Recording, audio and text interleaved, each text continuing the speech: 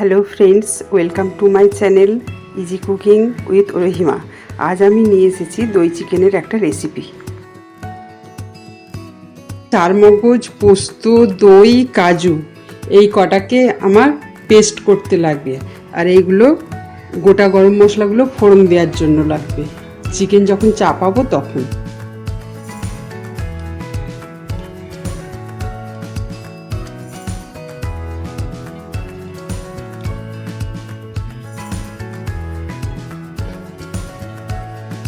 দুটো মিডিয়াম সাইজের পেঁয়াজ নিয়েছি আর কটা কাঁচা লঙ্কা নিয়েছি। এগুলো একটু মিক্সিং জারের মধ্যে দিয়ে আমি পেস্ট করে দেব। মাংসটা ম্যারিনেশন করার জন্য এই কাঁচা লঙ্কা আর যে কাঁচা পেঁয়াজ আমি বেটেছি ওটা দিয়ে দিচ্ছি।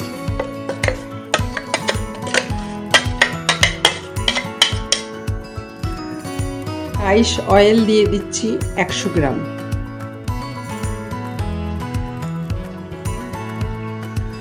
ব্ল্যাক পেপার দেব 2 চামচ।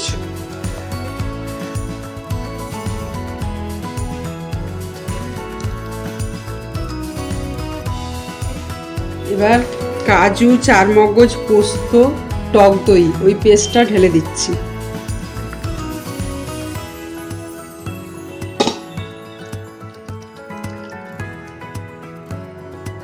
চামচ লঙ্কার গুঁড়ো, রেড চিলি পাউডার, চামচ গরম মশলার গুঁড়ো,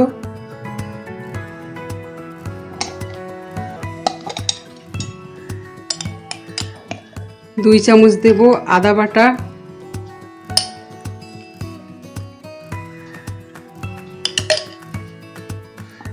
2 চামচ দেব রসুন বাটা,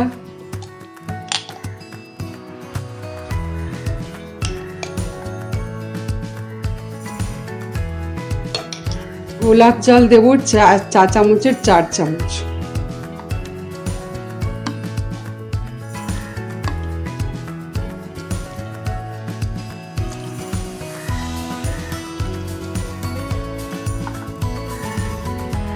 লবণ দেব স্বাদ অনুযায়ী।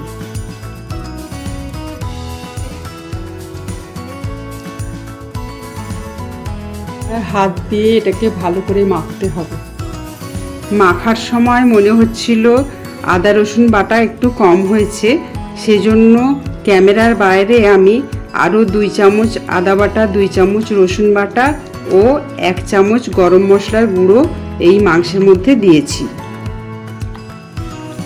কোনো ম্যারিনেশন মিনিমাম 2 ঘন্টা রাখতে হবে, আরও বেশিক্ষণ রাখলে টেস্ট বেশি ভালো হবে। দই চিকেনের জন্য ঘি তেল মিক্সড করে দিয়ে আমি একটু বেরেস্তা বানিয়ে নেব।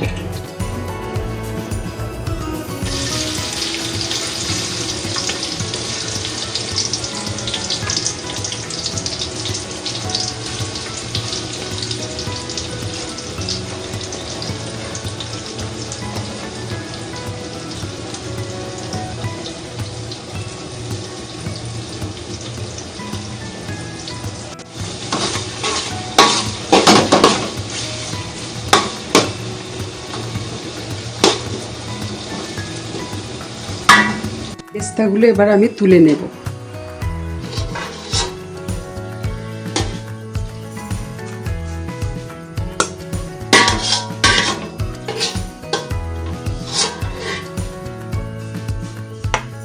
ঘি আর তেলের মধ্যেই আমি একটু আদা কুচি, কটা গোলমরিচ, 2 শুকনো লঙ্কা আর তেজপাতা আর গরম মশলা ফোড়ন দেব। এই যে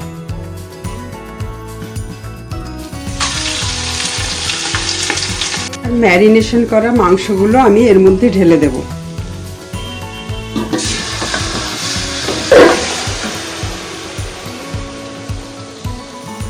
বাটিটা ধুয়ে জলটা দিয়ে আমি হাই ফ্লেমে ঢাকা দিয়ে ফুটিয়ে নেব।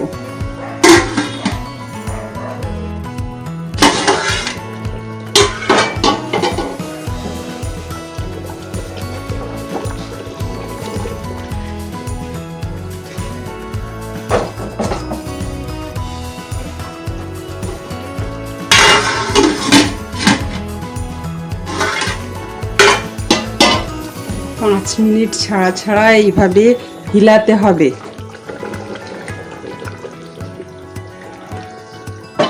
না হলে তলায় লেগে যাবে, আর এইটা দিয়ে নাড়তে গেলে মাংস ভেঙে যাবে। ওতে 4 মগজ দেওয়া আছে, যার জন্য তলায় লেগে যেতে পারে। ওই জন্য বারে বারে এইভাবে হেলাতে হবে।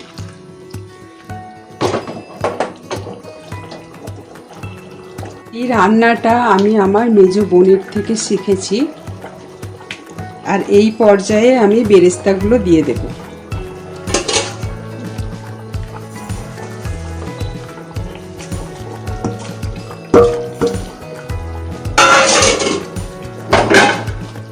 দিয়ে আস্তে করে একটু নাড়া দেব।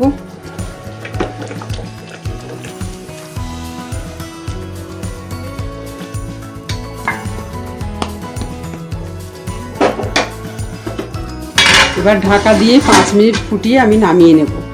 অফ করে দিয়েছি। আমার দই চিকেন পুরোপুরি রেডি।